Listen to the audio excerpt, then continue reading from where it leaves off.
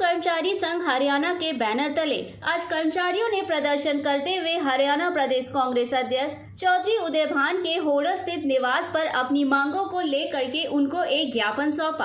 अपनी मांगों को लेकर के आज कर्मचारी भारी संख्या में डबचिक पर्यटक स्थल पर एकत्रित हुए, जहां पर उन्होंने एक मीटिंग की। इस मीटिंग को संबोधित करते हुए कर्मचारी नेताओं ने कहा कि हरियाणा सरकार के द्वारा कर्मचारियों को लगाने के स्थान पर उनको हटाने का कार्य किया जा रहा है। कर्मचारी नेताओं का कहना था कि सरकार के द्वारा कच्चे कर्मचारियों को पक्का करने के समान वेतन भत्ते व अन्य सभी लाभ देने, स्वीकृत पदों पर स्थायी कर्मचारी भर्ती न करने, किसी प्रकार के काम के लिए वर्क कॉन्ट्रैक्ट न दिए जाने, पुरानी पेंशन योजना को बहाल करने व अन्य मांगों को लेकर के हरियाणा सरकार के साथ बैठक में उनकी इन मांगों को पूरा करने का आश्वासन सरकार के प्रतिनिधियों के द्वारा दिया गया था, लेकिन कर्मचारियों की मांगों को अभी तक पूरा नहीं किया गया है, जिस कारण से कर्मचारियों में सरकार के प्रति गहरा रोष व्याप्त है। कर्मचारी नेताओं का कहना था कि अगर हरियाणा सरकार के द्वारा कर्मचारियों की मांगों को नहीं माना गया तो कर्मचारी सरकार की ईंट से ईंट बजा देंगे। कर्मचारियों ने डबचिक से लेकर के हरियाणा प्रदेश कांग्रेस अध्यक्ष के होडल स्थित निवास तक पैदल प्रदर्शन कर सरकार के खिलाफ जमकर नारेबाजी करते हुए चौधरी उदयभान को अपनी मांगों को लेकर के एक ज्ञापन सौंपा। कर्मचारी नेताओं ने चौधरी उदयभान से मांग की कि वे उनकी इन मांगों को कांग्रेस पार्टी के चुनावी घोषणा पत्र में शामिल करके मांगों को पूरा करें, ताकि हरियाणा में कांग्रेस की सरकार आने पर कर्मचारियों को पूरा मान सम्मान मिल सके। चौधरी उदयभान ने सर्व कर्मचारी संघ के नेताओं को आश्वासन देते हुए कहा कि कांग्रेस पार्टी द्वारा कर्मचारियों की सभी जायज मांगों को मान करके हरियाणा में कांग्रेस पार्टी की सरकार आने पर उनकी मांगों को पूरा किया जाएगा। चौधरी उदयभान ने कर्मचारियों को आश्वासन देते हुए कहा कि हरियाणा में कांग्रेस पार्टी की सरकार आने पर कौशल विकास निगम को भंग करने, कर्मचारियों की पेंशन लागू करने, कर्मचारियों को पक्का करने आदि मांगों को पूरा किया जाएगा। उन्होंने कहा कि भाजपा की सरकार के द्वारा हरियाणा में कर्मचारियों के हित के लिए कोई भी कार्य नहीं किया गया है, न ही कर्मचारियों की भर्ती की गई है, कर्मचारियों की पेंशन को भी लागू नहीं किया गया है व न ही पंजाब के समान वेतन मान देने का कार्य किया गया है, जो कि भाजपा पार्टी के चुनाव के दौरान अपने चुनावी घोषणा पत्र में वादा किया गया था। लेकिन हरियाणा में कांग्रेस की सरकार आने पर कर्मचारियों की सभी मांगों को पूरा करने का कार्य किया जाएगा। होडल से हुकुम गोला की रिपोर्ट। कर्मचारियों के किस तरह से विरोध में काम करेंगे। इनका मुख्य मुद्दा तो ओल्ड पेंशन स्कीम का है, जिसको हम पहले ही अपने उसमें शामिल किए हुए हैं अपने संकल्प में। दूसरा इनका रेगुलराइजेशन का है, तो उसके लिए इनकी बात सही है। एक उचित एक पॉलिसी बननी चाहिए कि जिसमें यह हो कि भाई जिसको इतने दिन कोई इसमें पर्टिकुलर उसके लिए निर्धारित होने चाहिए कि इतने दिन की जिसकी सर्विस हो जाए उसको जो है रेगुलर करना चाहिए, पक्की नौकरी उसको करनी चाहिए।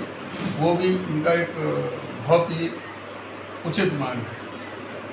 तीसरा इनका था एक कौशल विकास निगम का, जहाँ एक वो ड्रामा चल रहा है, कच्ची नौकरियाँ जो अपने चहेतों को कुछ लोगों को दी जा रही हैं और उसमें भी डीसी रेट भी नहीं है, बहुत कम पैसे उनको दिए जाते हैं और उनकी कभी भी उनको निकाल दिया जाए, तो उसके बारे में इनका था। वो भी हमने इनको आश्वासन दिया कि हम कौशल विकास निगम का हमारी सरकार आने पर हम इसको बंद करेंगे और पक्की भर्ती करेंगे, जिसमें रिजर्वेशन पॉलिसी भी होगी, जो सरकार के नियमावली है उसको जो है ना पूरी तरह से उसको हम इम्प्लीमेंट करेंगे और लोगों को जल्दी से जल्दी राहत प्रदान करेंगे। आज सारे महकमों में जगह खाली है, कर्मचारियों पर बर्डन है, उनका यही है कि बर्डन है। अब आप देख रहे हैं कि भाई 4 साल पहले 9,500 वैकेंसी पुलिस कांस्टेबल की निकाली थी खट्टर सरकार ने। 4 साल हो गए, 19 में निकाली थी, आज 23 चल रहा है, अभी तक भी वो पुलिस की भर्ती नहीं हुई। इन्होंने 4800 पीजीटी टीचर के निकाले थे, वो आज तक नहीं हुए। 32 बार पर्चे लीक हो चुके हैं स्टाफ सिलेक्शन कमीशन के और HPSC के। इनके अधिकारी करोड़ों रुपए के साथ में नगद लेते हुए, रिश्वत लेते हुए दफ्तर में पकड़े गए। पूरी तरह से बंदरबाट होती रही है। तो ये सारे मुद्दे इनके थे और हमने भी उसमें हम कहा है कि इस चीज़ को हम पक्की नौकरी देंगे और बहुत जल्दी हम सर्विस लगाएंगे जो है। और इनके एक था कि 8वां वेतन आयोग का, 8वां वेतन आयोग ही सेंटर का इशू है। अगर सेंटर में कांग्रेस आती है तो उस पर बिल्कुल विचार होगा। इन्होंने कहा कि स्टेट में अलग से कमीशन हो, तो उसके बारे में हमारा जब चुनाव घोषणा पत्र की जो कमेटी होगी इस पर पूरा अध्ययन किया जाएगा। अगर ये प्रदेश स्तर पर हो सकता है, अगर ये फिजिबल है, तो हम इसको भी साथ में लेने का काम करेंगे। एक मुद्दा उन्होंने उठा कि महंगाई है, उन पे भर्ती का सवाल है।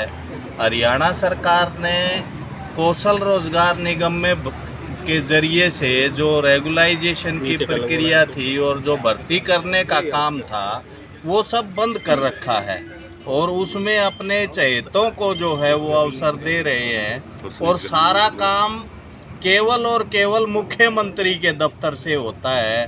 डीसी रेट जो पहले जिलों में निर्धारित हो जाता था अब वो चीफ सेक्रेटरी के दफ्तर पे होता है।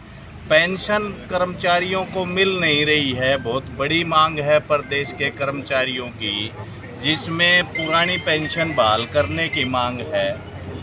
8वें वेतन आयोग का गठन करने का सवाल है। अब 2 साल का समय रह गया है कुल मिला के। जब सरकार को इसका गठन करना चाहिए, उसकी घोषणा करनी चाहिए। हम ये चाहते हैं कि हरियाणा प्रदेश में अलग से वेतन आयोग का गठन हो। ये तमाम मांगों को लेके हम सर्व कर्मचारी संघ की तरफ से सभी राजनीतिक पार्टियों को ज्ञापन दे रहे हैं। तो आपकी मांगें पूरी नहीं होती है तो क्या कदम होगा अगला? मांगें पूरी होने का सवाल तो सरकार के सामने हमने रखा है कि जब तक वो हमारी सुनेंगे नहीं तब तक हम ये आंदोलन जारी रखेंगे। अभी ये माननीय अध्यक्षों को हम ज्ञापन दे रहे हैं, इसके बाद तमाम विधायकों को ज्ञापन देने का हमारा कार्यक्रम है। उसके बाद में तमाम जो पार्षद हैं, जिला पार्षद हैं, नगर पार्षद हैं, उनसे हम समर्थन लेंगे और ग्राम पंचायतों के लेवल तक जाएंगे। और फिर भी बात नहीं बनती है तो हम निश्चित तौर पे कोई बड़ी कार्रवाई करेंगे, जिसका निर्णय हम अपनी राज्य कमेटी की मीटिंग। तो आप क्या मानना है कि सरकार आपकी नहीं सुन रही है तो विपक्ष के द्वारा आप इसलिए पहुंचने? हम विपक्षी जो पार्टियां हैं मुख्य तौर पे हम ये चाहते हैं कि ये जो कर्मचारी का मुद्दा है इसमें जो मांगे हैं वो जनता से बहुत गहरे से जुड़ी हुई हैं।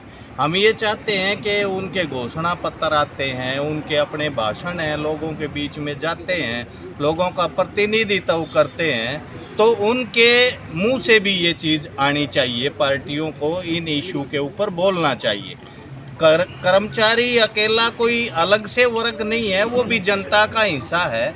हम चाहते हैं कि इन सब मुद्दों पे सारे लोग मिलके विचार करें, तो विपक्ष की इसमें बहुत बड़ी भूमिका है, मुख्य भूमिका है।